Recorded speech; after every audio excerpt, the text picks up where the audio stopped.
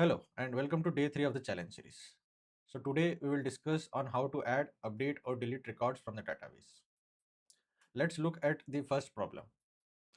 So first let us understand the business context. So imagine the marketing team decides that some older films should be cheaper to rent or new blockbusters should have a higher rental price. To do this, we need to update the rental rate in our database. Now to solve this, let us look at the approach first.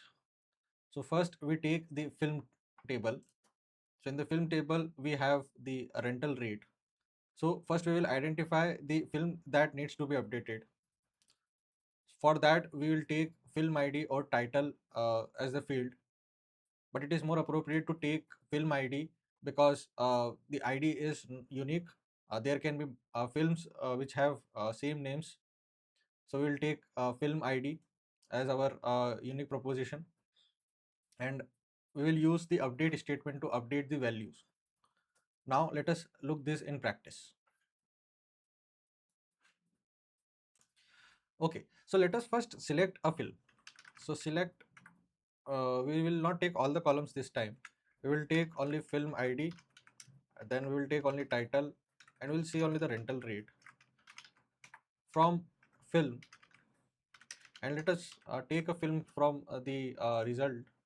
Let us take only Academy Dinosaur film, and we should update the rental rate of Academy Dinosaur film to 4.99. Now to do so, we will use the update statement. So the update statement or the update clause modifies the existing data in a table. So we update and we give the table name, and then we'll use the set keyword.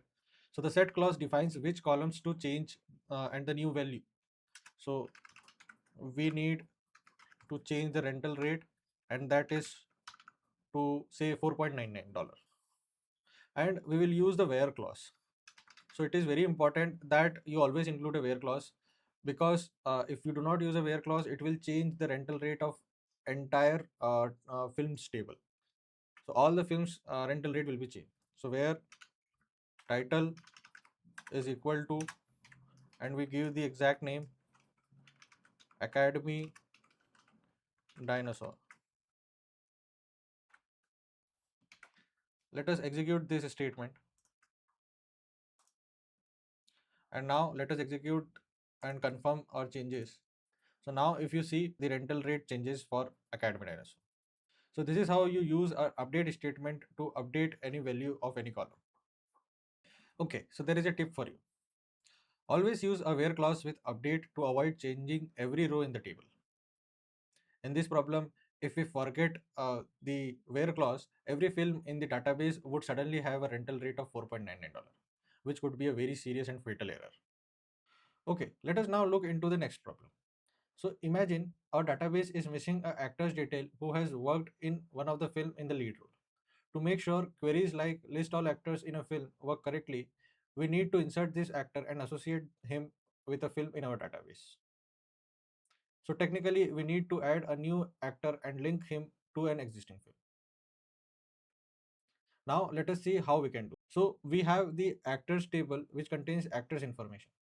So as a first step, we will insert the actors record. Then we will identify the film he is associated with. So for that, we will take the film ID, and we have a film actor table, which is a junction table that associates and links the actor table with the film table. So we'll insert the new actor in the film actor table and the film ID that we got from the films table, and then finally we will confirm the changes. So now let us look this in practice. So now let us take the actor table and insert the new actor's detail. First, let us look into the actor table and get the column names. So we have the columns as first name, last name, and the last update date. So we will insert the new record now. For that, we use the insert into statement, and we insert that in the table. We give the table column name and last name and last update, and then we give the values So we take John and say Smith, and then we give, so for the last update date we take the get date method. The get date method gets the current date and time of the SQL server where it is running. Let us now insert this new record into our actors table. Yes, now we have inserted this.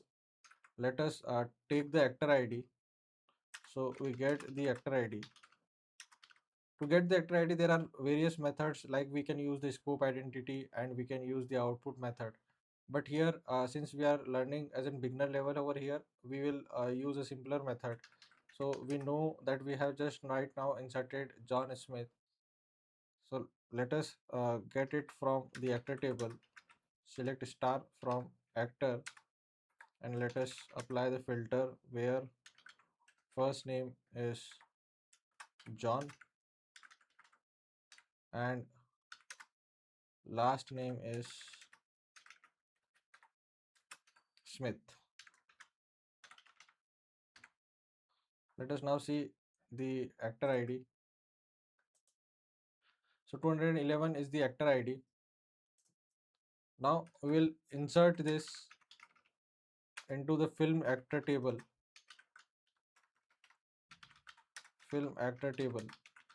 But we should first identify the film ID with which this actor is associated. So let us select star from film and identify the film. So suppose here John Smith has worked in say for example Agent Truman. So the ID for Agent Truman is 6. So we will use this ID. Let us insert this into